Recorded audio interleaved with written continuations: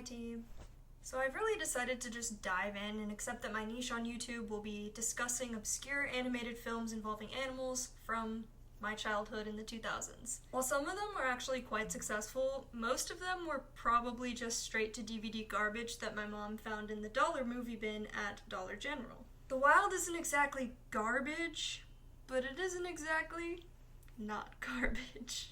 Like Alpha and Omega, which I covered in a previous video, I ate this movie up as a kid, garbage or not.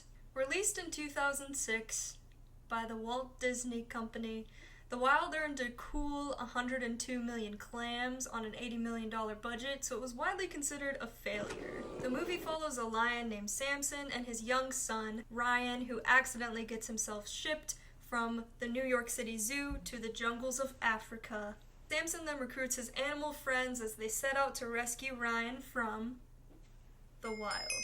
Also, the animals compete in a curling tournament because random equals funny. That part isn't even relevant to the plot summary, I just thought that you should know. The movie was pretty widely criticized for its glaring similarities to Madagascar, which debuted in 2005. In that film, a group of animals from the Central Park Zoo find themselves lost in the jungles of Madagascar. That franchise is good, but it does have a noticeable lack of curling, which would make it better, I think. You know, curling. The sport all 2000s children know and love. You might as well have made the animals play shuffleboard and set the whole thing on a cruise. At least then, people wouldn't compare it so heavily to Madagascar. I did read on the Disney Wiki that The Wild was in production before Madagascar was released, so it was just a case of really unfortunate timing, which made it look like The Wild was trying to eat some of Madagascar's nachos. Besides the obvious, I don't really think that the two movies are that much alike, besides the obvious idea of zoo animals returning to the wilderness. They explore different concepts and come to different conclusions. At least from what I remember, the actual meat of the two plots are pretty dissimilar. The plot of The Wild focuses mainly on two characters: Ryan, a young and curious lion who wants to experience the wild for himself, and his father, Samson, who has spent most of Ryan's life regaling him with stories of his bravery and courage out in the wild. Classic wildebeest trap. What did I do? Bro fell for the oldest blunder. Yeah, literally the oldest wildebeest trick in the book. The blunder. Blunder. Ryan grows up idolizing this image of his father, and his main motivation becomes to learn how to roar, which Samson has kind of hailed as the pinnacle of lionhood. Despite his best efforts, Ryan can do little more than growl and meow in a puny way, and so he begs his father to teach him, but Samson disapproves. We see the animals gather for an after-hours curling tournament, where we meet some of the other main characters. Samson is the captain of a team consisting of Benny the squirrel, Bridget the giraffe, Nigel the koala, and Larry the anaconda. It's also of note that Benny has an obsession with Bridget, which is played for laughs, but it's actually really weird. Number one. Penny, only the female orb weaver spider will date a male 1/20th her size. So there's hope. And then she eats him. Spider fact! You guys have Except it's not even something that happens most of the time, because usually the males are smart enough to leave before that happens. Spider fact! Bridget mostly ignores him, but Benny refuses to take no for an answer, which is problematic. I understand that everyone always says, oh, well, it's just a kid's movie, but I think that's why it's more important to teach them about consent and inform them about those things. Teach kids that no means no, inform them about consent, and don't play sexual assault for laughs.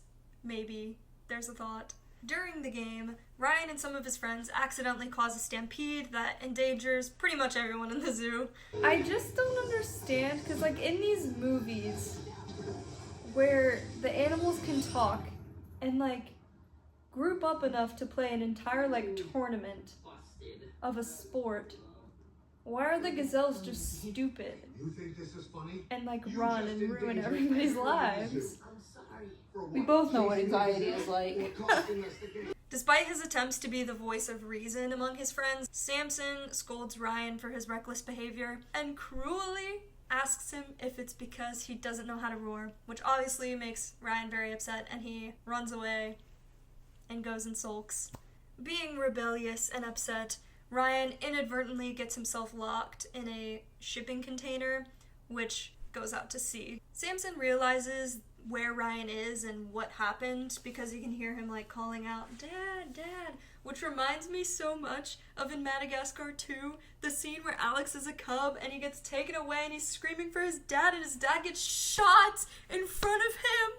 So Samson realizes he's gone and rounds up his friends who question these pigeons about the green boxes, and the pigeons tell them to look for the green lady with the spikies, aka the Statue of Liberty. Samson tells his animal gang that he's gonna go alone and not to come with him because it's his responsibility to protect his son. So Samson hitches a ride on a dump truck and Benny comes along with him, but he falls out of the truck and gets left behind, as Bridget, Larry, and Nigel reveal themselves as also being on the truck. There's a beautiful scene where all the animals from the back of the truck are taking in the sights of New York City. Beautiful, of course, because it is set to Clocks by Coldplay, which is obviously the pinnacle of human creation. The gang almost gets crushed when the dump truck turns on, which gave me horrible Toy Story flashbacks. So they hop out and take to the city on foot. They navigate some scary situations in the city, which is so real. The last time I was in New York, there was a clown. So they evade a pack of vicious dogs. They're so scared of dogs. I think the dogs would be much more scared of a lion and a giraffe. See, but that one's a poodle. Poodles aren't scared of nothing. And it's white. It's got crust. And some alligators who turn out to just be friendly native New Yorker types. There's honestly a lot of weird stereotypes in this movie. Like those pigeons I mentioned before are dancing to this like vaguely Indian song and have like really strong accents.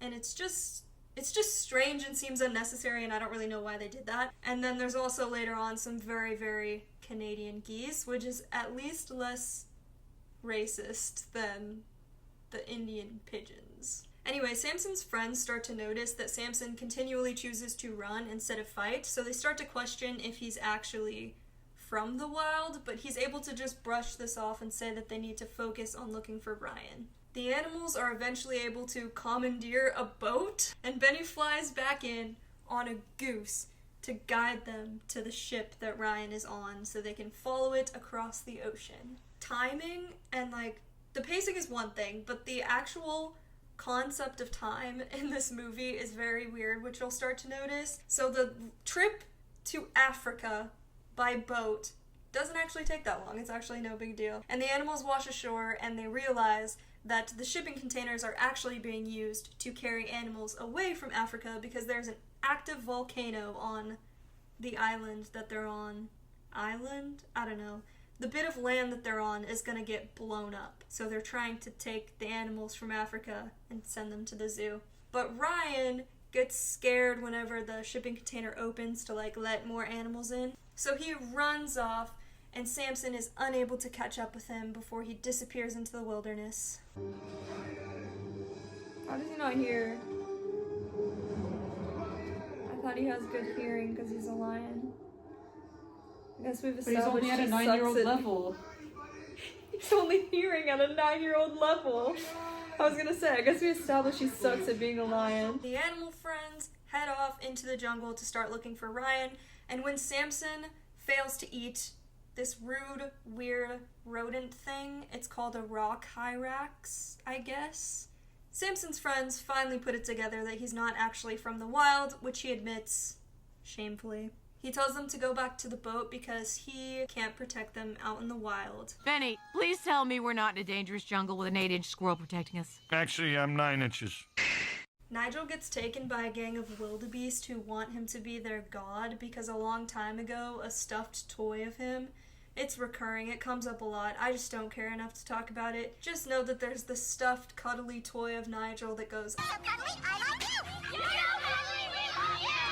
and it fell out of the sky and scared a bunch of lions away from the leader, Khazar, when he was about to get eaten by the lion. So he's like, it's a sign from God. And now Nigel shows up, and he is what the toy is based on. So they're like, this is the prophesied God, the Great Him. They call him the Great Him, because he's literally him. So Khazar explains his plan to establish wildebeest at the top of the food chain because he's tired of getting eaten by a lion. So in his mind, to do this, he has to eat a lion. No longer will we dwell at the bottom of the food chain. We're not even at the bottom of the food chain. I should say so. Yeah, the bottom of the food chain is like grass. We catch up with Ryan, who's getting tormented by some vultures that are sent by Khazar, but Samson is able to find him, and they both run away. When Ryan questions why his dad didn't fight, Samson tells him the truth. He's never been to the wild, and he was actually a circus lion who was sent away to the zoo after his father rejected him. I should have known. If you'd been born in the wild, you'd know how to roar. Dad? Dad! I actually really like how they portray the wildebeest in the flashback that we get of Samson's past in the circus. It's basically like this giant robotic wildebeest with red eyes and steam coming out of its nose. And the idea is that baby Samson was supposed to roar at it and like earn his roar or whatever to defeat it as part of a circus act, but he wasn't able to do it because he was so scared. So his father rejected him because he was scared as a baby. So he feels a lot of shame and trauma due to that moment. I do think this story could have had so much potential in exploring that father and son relationship. They just didn't devote like any time to it. The image of that robotic wildebeest shows up a couple more times through the movie, and I think it could have been really special to see the exploration of Samson's trauma more played out, and the way that that trauma passes down to the next generation. Samson lied about his past, but somewhat reclaimed that negative experience in his mind, ultimately casting himself as the hero in his son's eyes. However, he only ended up falling into the same trap that his own father did, which was creating an expectation that his son felt he couldn't live up to. I think this movie has interesting ideas about the negative power of self-reproach and shame and overcoming that, but it just wasn't given enough time to really flesh out any of those things or make them meaningful. I know, again, it is just a kids' movie, but kids deserve meaningful stories too, and I think if you're putting a theme in a movie that you're choosing to make, you might as well explore the theme. Anyway, the wildebeest eventually catch up to Ryan and Samson, capturing Ryan and throwing Samson over a cliff. Two things animal movies in the 2000s have: a stampede and an important character getting thrown over a cliff. Then he finds Samson at the bottom of the cliff and gives him a pep talk. Feeling more confident, Samson leads him to go find Ryan, but also their friends, who have also been captured by wildebeest at that point. Where's the other lion? Right. Well, I was going to tell Yeah, you. that's wrong. We both hear that right. Samson follows what he thinks are his instincts when he hears whispers and sees the plant life start to turn different, like rainbow colors to lead him in a certain direction, but it turns out to just be some chameleons who want to use Samson to stop Khazar and the wildebeests. They help him sneak in and create a distraction by basically becoming invisible. Obviously they camouflage or whatever, so there's like a ton of chameleons all over him, and they camouflage and lift Nigel into the air. But then they go over this little like steam pocket and the chameleons get revealed, exposing Samson, which is bad. Khazar orders his herd to attack, and Ryan jumps in to try and help his father, ultimately getting hurt but providing enough of a distraction for Samson to jump back in and fight back. The pair have a sweet father and son moment, which is enough to convince Khazar's herd to just stop trying. They're like, oh, that's sweet. We don't want to do this anymore. We don't want to kill you guys. Samson, seeing Khazar as the robotic wildebeest from his childhood, is finally able to let out a real roar, which launches Khazar back, defeating him. The main group flee the volcano, and the wildebeest tag along, making it back to the boat in extraordinary time, considering half of the movie was spent getting from the boat to the volcano, but now it's just super fast and easy, I guess. Everyone but Khazar escapes from the erupting volcano, and once safely on the boat, Bridget kisses Benny and decides that since she's a strong, independent woman giraffe, she can have a man on her own terms. Because all strong women just have to be worn down by repeated assaults, weird behavior, and not taking no for an answer. I just think if she's supposed to be like a feminist character, this is bad messaging. It just leaves a bad taste in my mouth, but they had to have a love story, I guess, between the squirrel and the giraffe. Anyway, all the animals have a massive dance party on their way back to New York, and Ryan fully accepts his dad, wild or not, because every animated movie has to end with a giant dance party. Do you feel like you're a you- wild one? You could say it was kind of you could say it was pretty. It was. As for my final thoughts, I will say this is another movie that I genuinely enjoyed as a child, but it definitely doesn't hold up today. Not for the reasons it mainly gets criticized for, though. I don't think this movie is as ugly as people make it seem, and I actually think the lions look pretty good. I also like the design that they did for Benny, because he's stylized, but not in the overly cartoonish way that squirrels normally are in animated movies. This movie just has some bad messaging about relationships, if you even can call them relationships, because the characters get like no screen time bonding, or really even being friends that much. There's little time for the viewer to actually get to know the characters or experience their relationships. We just have to kind of take it at face value that they're friends who would like ride or die for each other. And none of the characters really grow in any meaningful way other than Ryan and Samson, so the other animals don't really get that much to do other than just be like helping hands to help Ryan and Samson overcome their shame, other than the occasional comedic relief with bad jokes. There is one joke I remember liking though, which is when Bridget says she's not meant for the wild, she's meant to nibble and be elegant and to appear in children's books as the letter G. I did think that was funny, but most of the other jokes are just fart humor and like, haha, isn't it so funny to be weird to the only female character in the whole movie? Oh, there are other female characters. They're dung beetles and they're rolling around on poop. Stinky does not speak. Stinky does not speak. That's gonna be a new stem for me. Stinky does not speak. That's how Okay, we when talk she's to loud. Jen. Stinky does not speak. I also already touched on the timing, but it just feels somewhat poorly paced as well. It has a runtime of 1 hour and 22 minutes, and I just feel like the actual self-realization and acceptance and growth is saved for the very end, so it just feels rushed. You don't see Samson actually grappling with his shame other than that, like, flashback, and when he's like, I can't protect you out here, you should just go back to the boat. The runtime could have been better spent fleshing out the characters and their relationships or exploring that central conflict between Samson and Ryan. Again, it's for kids, I get that, but would it have been that bad to just cut some of the lame jokes or trim down the zoo and the city scenes to allow for more time to actually get to know the characters that the movie's about? What was the point of the curling game at all? Just to establish that Samson has friends? You could have done that any other way, to get everyone in one place for the inevitable stampede. They're all at the zoo already. If they can walk around after hours, wouldn't they just be doing that already?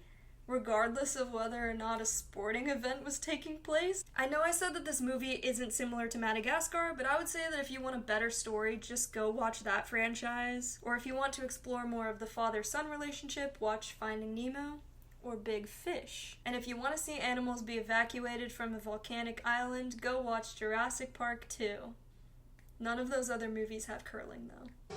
Alpha and Omega!